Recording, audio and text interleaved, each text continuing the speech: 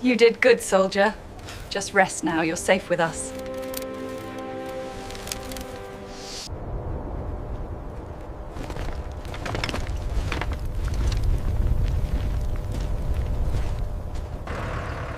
Watch your step there, it's heavy.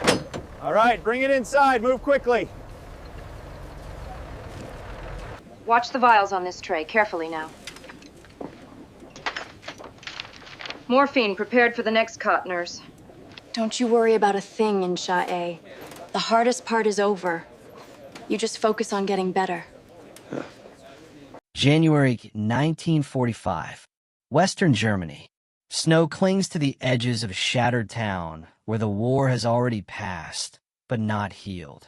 Inside a requisitioned hospital, the air smells of antiseptic, damp wool, and smoke drifting in through broken windows. Rows of wounded men lie still beneath thin blankets. Some are American, some are German. Pain has made them equal. Near the far wall, a group of U.S. Army nurses stand beside a stretcher. Their uniforms are clean but worn. One of them bends slightly, says something quiet. A soldier smiles. Another nurse laughs, softly, briefly. It is not careless. It is human. Across the room, German nurses pause in their work. They have been trained to move without expression, to speak only when required, to treat suffering with discipline, not warmth. For years, emotion has been framed as weakness, laughter as disrespect. They watch now in silence. The American women do not raise their voices. They do not break procedure, but the sound, light, almost out of place, cuts through the ward more sharply than any order ever could. In that moment, the shock is not about noise. It is about what kind of war produces it, and why two armies, facing the same blood and death, learn to survive it so differently. By the winter of 1944 to 1945, Germany's medical system was collapsing under the weight of a war it could no longer sustain. Hospitals that once served civilian populations had been converted into emergency military wards. School buildings, convents, and factories were stripped of furniture and refitted with iron beds. Supplies were scarce. Morphine was rationed. Bandages were washed and reused until they fell apart in the hands of nurses already exhausted beyond measure. Air raids had shattered infrastructure months earlier. Rail lines were broken. Ambulances moved at night to avoid Allied aircraft. In cities like Aachen, Cologne, and Mainz, entire hospital wings have been buried under rubble. What remained functioned in dim light, heated by coal that often failed to arrive. German nurses worked inside this system because there was no alternative. Most of them had been trained under institutions reshaped by the Nazi state. Nursing schools emphasized obedience, efficiency, and emotional restraint. Compassion was framed as duty, not expression. Discipline mattered more than comfort. The patient was to be treated, not consoled. Personal feelings were to be suppressed in service of the collective struggle. This approach was not accidental. It reflected a broader ideology.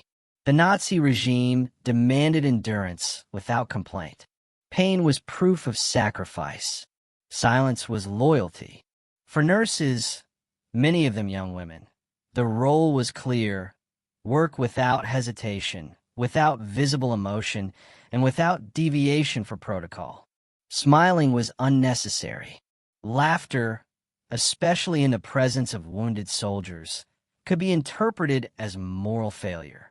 By late 1944, many German nurses were treating men barely older than themselves, soldiers pulled from the Eastern Front, from the Ardennes, from ruined defensive lines along the Rhine.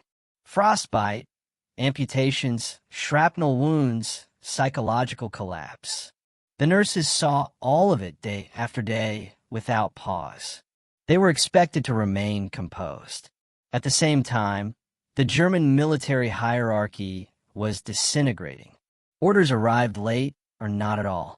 Doctors were killed, captured, or reassigned. Senior staff disappeared as Allied forces advanced. Nurses often became the last line of care, making decisions without authority, resources, or support. The emotional cost was immense, but it was rarely acknowledged. As Allied troops crossed into Germany following the Battle of the Bulge, the situation grew more complex.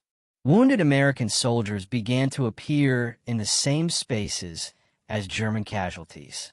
In some hospitals, beds were separated by nationality. In others, there was no room for separation at all. German nurses now found themselves working under Allied supervision.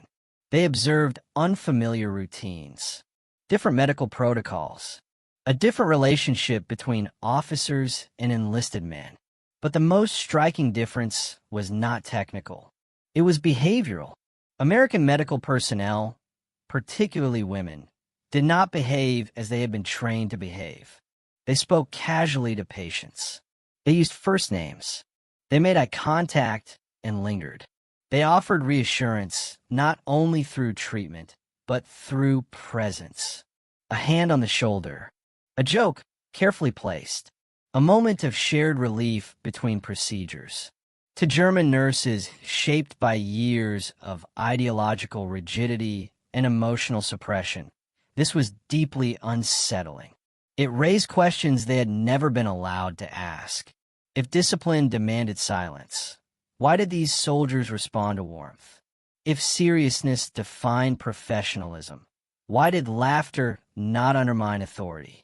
And if this behavior was wrong, why did it seem to work?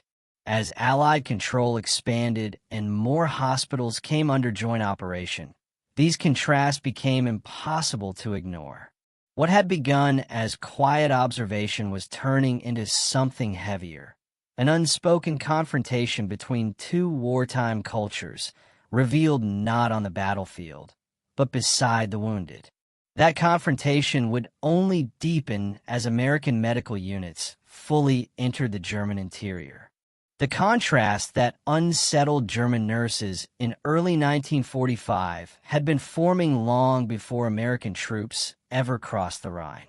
The U.S. Army Nurse Corps entered World War II with a philosophy shaped not by authoritarian discipline, but by morale. By 1941, the United States had already absorbed the lessons of World War I. Modern industrial war did not only break bodies, it eroded minds. Exhaustion, fear, and emotional isolation were as dangerous as infection. American military planners responded accordingly. Nurses were trained not only in clinical efficiency, but in psychological resilience, both their own and their patients'. While strict hierarchy existed, the U.S. medical system encouraged approachability. Professionalism was defined by competence, not emotional distance. Comfort was considered part of treatment. By 1943, more than 59,000 American women served as military nurses.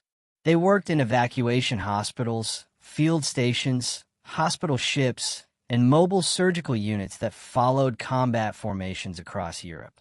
Many of them landed in Normandy within weeks of D-Day. Others arrived during the brutal autumn campaigns in France and Belgium. Their working conditions were no less severe than those faced by German nurses. They slept in tents under artillery fire. They operated during blackouts. They treated soldiers who arrived soaked in blood and mud, sometimes still conscious, sometimes already beyond help. Casualty surges after major engagements. St. Lo, Hurtgen Forest, the Bulge pushed staff beyond physical limits. Yet within this environment, American command emphasized one principle repeatedly: morale saved lives. Nurses were encouraged to speak to soldiers as individuals, to remind them they were seen, to bring a sense of normalcy into spaces defined by chaos. A shared joke before surgery, a smile during transport, music played softly when generators allowed. These were not indulgences. They were tools. Official Army medical bulletins noted that patients who felt emotionally supported recovered faster, complied better with treatment, and showed fewer signs of psychological collapse. Laughter, when used carefully, was not viewed as disrespect. It was understood as release. This philosophy extended to gender roles. Unlike Nazi Germany, which framed women's wartime value primarily through sacrifice and obedience, the United States portrayed female nurses as symbols of stability and home. Their presence was meant to humanize the war without diminishing its seriousness. Posters, training manuals, and internal correspondence all reinforced this idea. By the time American medical units moved into liberated territories, this culture was deeply ingrained. When U.S. forces began occupying German hospitals in late 1944 and early 1945, the interaction was not immediate or comfortable. Language barriers complicated coordination. Mistrust lingered on both sides.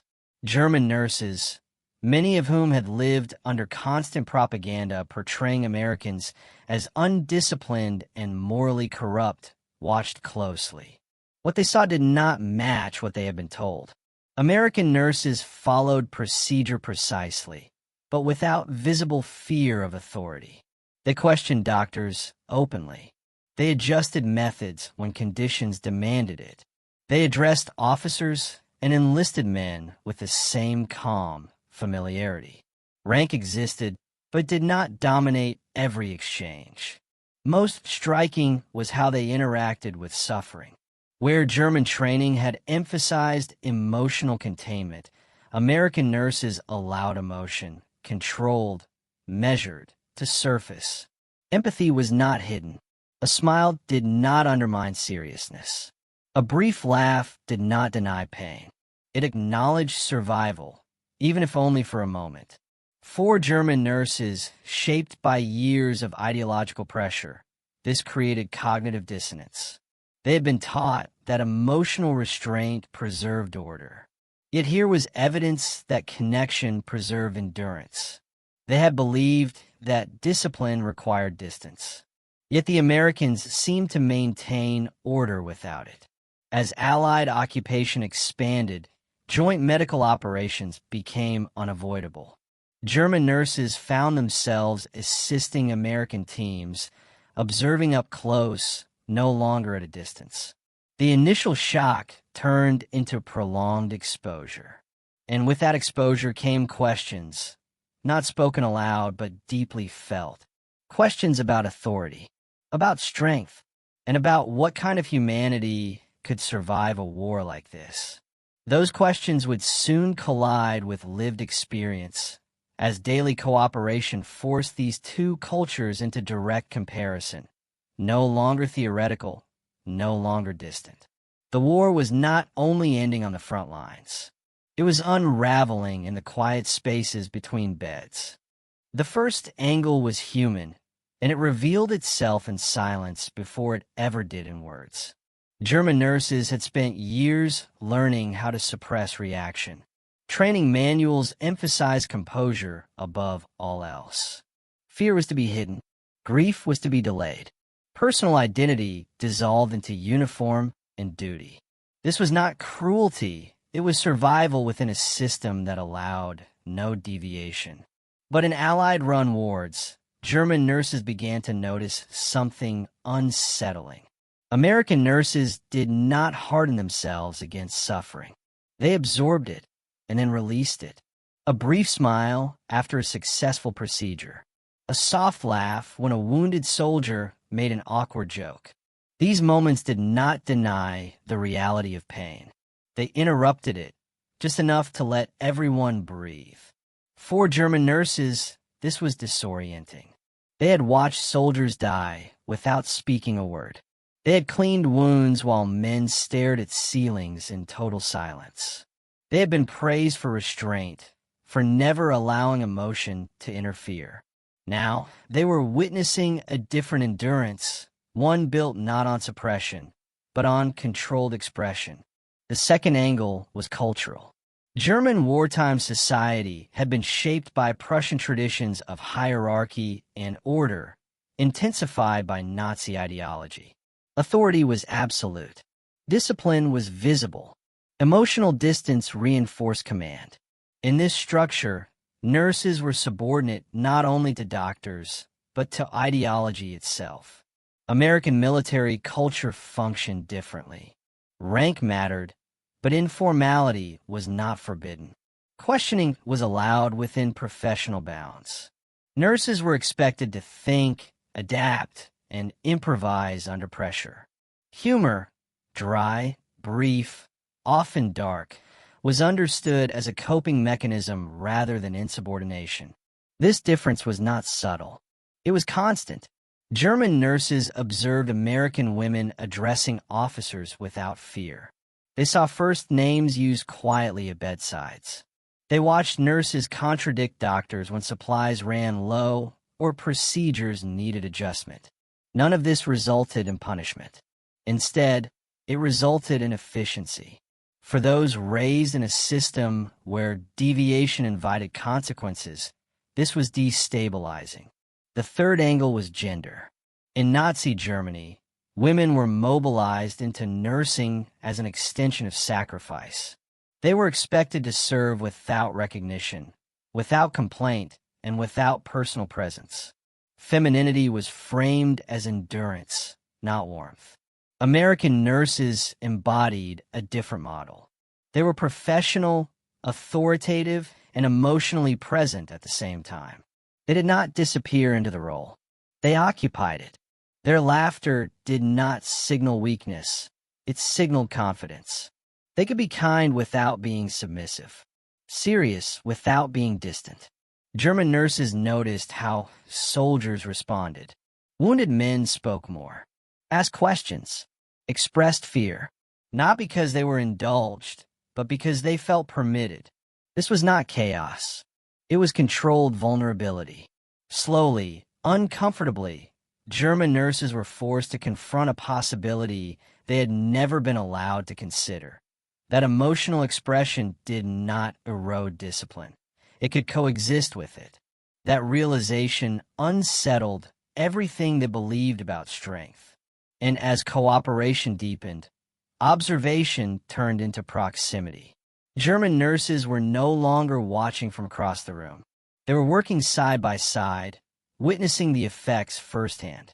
The contrast was no longer theoretical. It was personal, and it was only one side of a deeper divide, one that would become clearer when the focus shifted from people to the systems that shaped them. The fourth angle was medical, and it exposed how deeply ideology had shaped care itself. German nursing during the war emphasized efficiency above comfort. Procedures were precise. Timetables were rigid. Emotional interaction was minimized to avoid distraction. Pain was treated clinically, not conversationally. In theory, this ensured order.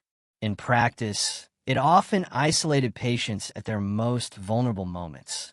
American medical doctrine approached the same problem differently. Pain was addressed physically and psychologically. Nurses were trained to anticipate fear, confusion, and shock. They spoke to patients during procedures. They explained what was happening. They reassured not only through medication, but through presence. These interactions took time, but they often saved it later by reducing panic and resistance. German nurses watched American units work through mass casualty situations with speed that did not rely on silence.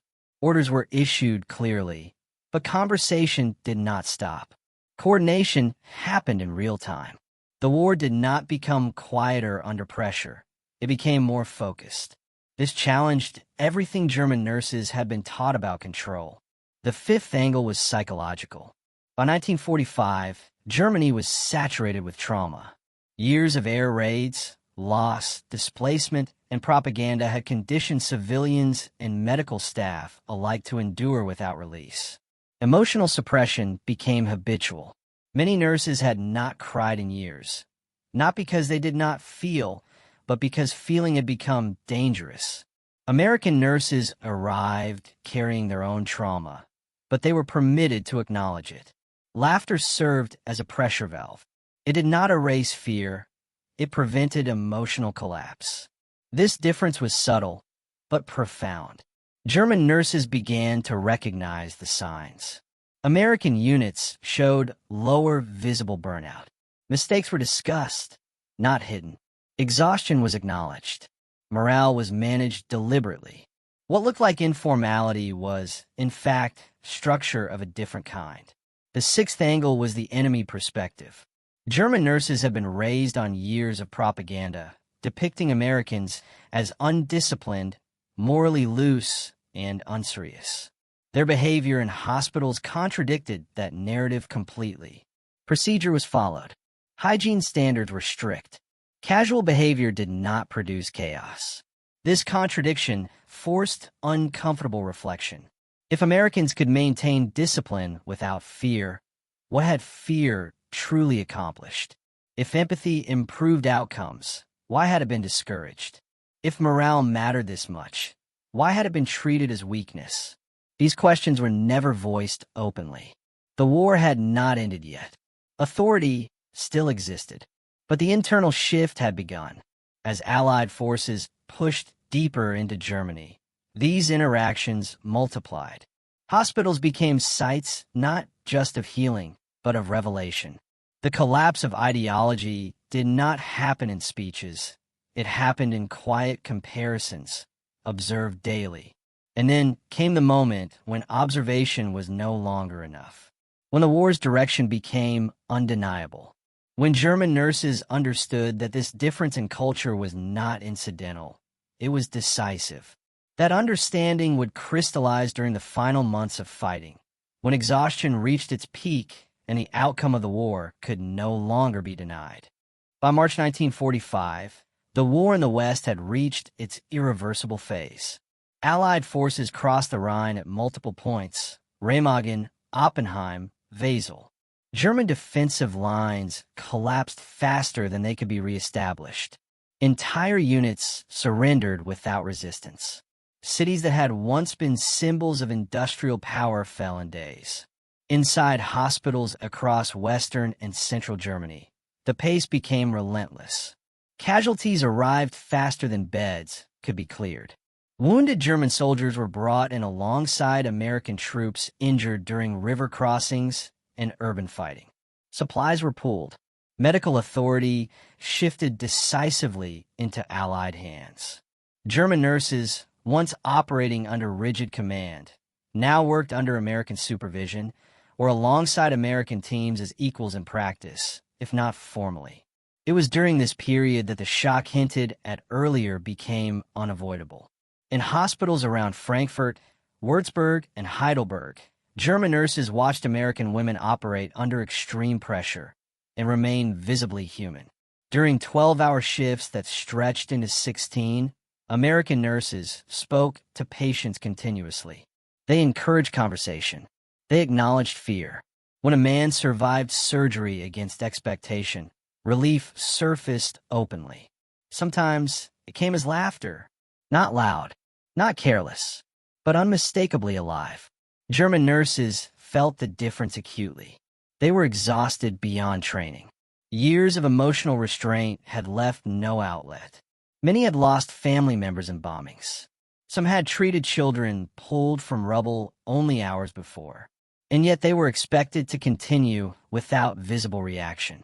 Watching American nurses under the same strain, laughing briefly, then returning immediately to work, created a breaking tension. This was not mockery of suffering. It was survival. One German nurse later recalled that the laughter felt forbidden, not because it was wrong, but because it revealed how much had been denied. The sound cut through years of silence imposed by doctrine, propaganda, and fear. As Allied control tightened, German nurses began to understand the larger implication. This was not just a difference in temperament. It was a difference in how war was fought. American morale doctrine had preserved flexibility under collapse. German rigidity had shattered once control disappeared. The hospital became the final battlefield of ideology. German nurses saw soldiers respond differently to care rooted in connection. Pain was still present. Death was still present.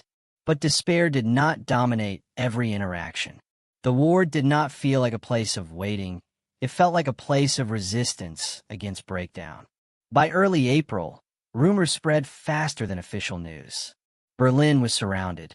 The Eastern Front was collapsing completely. The regime that had shaped every rule, every silence, was reaching its end.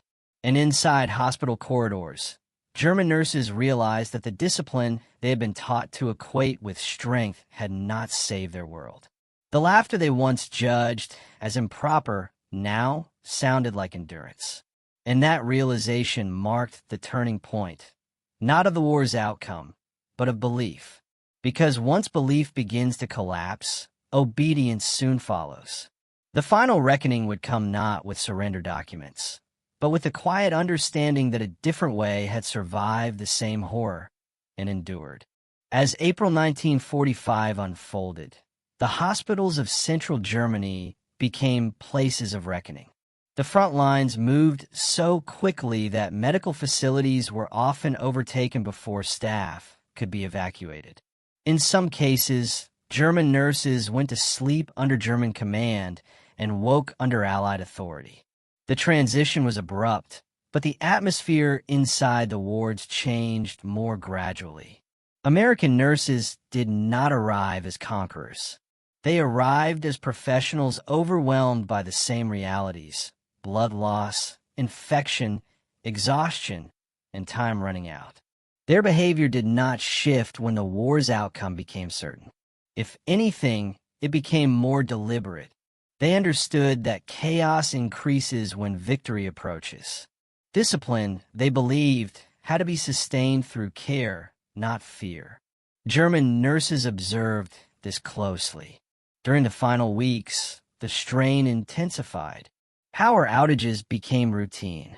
Water was scarce. Surgical instruments were sterilized over open flames. Air raid sirens still sounded, though fewer planes came. The wounded kept coming anyway. In this environment, emotional collapse was a constant threat. American nurses continued to speak, to encourage, to acknowledge moments of relief when a patient stabilized or pain subsided. Laughter surfaced occasionally, not as celebration, but as release. It marked moments when death had not claimed another body. For German nurses, something shifted. The laughter no longer felt shocking. It felt honest. Some German nurses began to mirror the behavior unconsciously. A softened tone, a brief smile, a word of reassurance spoken without looking over one's shoulder. These changes were small, but they felt enormous. For the first time in years, expression did not feel dangerous. The ideological framework that had governed every aspect of their work was gone. With the regime collapsing, there was no longer punishment for deviation, no authority enforcing silence. What remained were people, wounded, frightened, exhausted, trying to endure the final days of a catastrophic war. German nurses realized something unsettling. They had been taught that emotional restraint was strength. But in the absence of power, restraint became emptiness. The American approach, structured empathy, proved adaptable when systems failed. It survived the collapse because it was not dependent on fear. As news of Hitler's death reached hospitals in late April and early May, reactions were muted. There were no speeches, no ceremonies, just quiet acknowledgement that the war was ending. In those moments, German nurses understood the full weight of what they had witnessed. The laughter that once shocked them had not undermined discipline. It had preserved humanity when ideology could not. It had sustained morale when command structures disintegrated. It had allowed people to keep working even when belief had collapsed. When surrender finally came in early May, hospitals did not erupt in celebration. They exhaled. The war ended not with noise, but with exhaustion, and with the recognition that the differences observed in those wards were not superficial. They reflected two systems confronting the same horror, with profoundly different results. The consequences of that realization would extend far beyond the hospital walls. They would shape how Germany rebuilt, how medical care evolved, and how the war would be remembered, not only as a clash of armies, but as a test of what kind of humanity could endure industrialized violence. That story continued after the fighting stopped.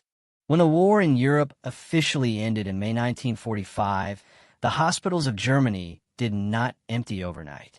Thousands of wounded soldiers remained. Civilians injured by bombardment continued to arrive. Displaced people flooded into towns, seeking treatment, food, and shelter. Disease spread quickly in overcrowded conditions. Typhus, tuberculosis, and untreated infections posed immediate threats. Medical care became one of the first instruments of occupation. Allied authorities placed German hospitals under strict supervision. Nazi-affiliated administrators were removed. Doctors and nurses underwent screening as part of the denazification process. Some were dismissed.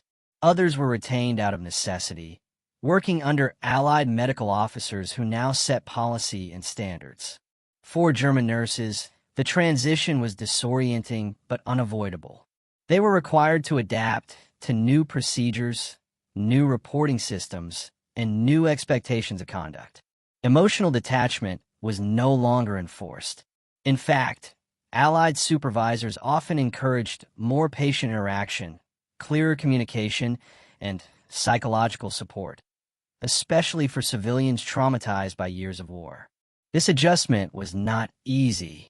Many German nurses carried deep guilt, grief, and fear. Some struggled to reconcile their professional identity with the collapse of the ideology that had shaped it. Others resisted change quietly, clinging to habits that had once protected them. But the environment around them no longer reinforced silence as virtue. American nurses remained in Germany for months after surrender. They staffed occupation hospitals, treated former enemy soldiers, and cared for civilians without distinction. Their behavior did not change with victory. Laughter still appeared in small, careful moments. Professional warmth remained part of daily routine. German nurses noticed something else now. American nurses were not unaffected by the war. They were not untouched by trauma, but they were permitted to process it openly through conversation, shared exhaustion, and moments of emotional release. The system acknowledged strain instead of denying it. This had consequences. Joint medical work gradually reduced hostility. Trust formed not through ideology, but through shared labor. German nurses began to adopt new approaches, not as imitation, but as necessity. Patients responded. Recovery improved. Cooperation became easier. Occupation authorities took note. Reports from Allied medical officers emphasized the importance of psychological care in post-war recovery. German nursing education would soon be restructured, with new curricula emphasizing patient communication, ethical autonomy, and emotional awareness alongside technical skill. The shock that German nurses had felt months earlier now had context. What once seemed improper now appeared functional. What once felt threatening now felt stabilizing. The laughter they had witnessed was no longer foreign. It was a sign of a system that had survived collapse without turning inward. As hospitals slowly transitioned from wartime emergency centers to peacetime institutions, these changes took root quietly, but permanently. And as Germany began the long process of rebuilding, the lessons learned in those wards followed it forward.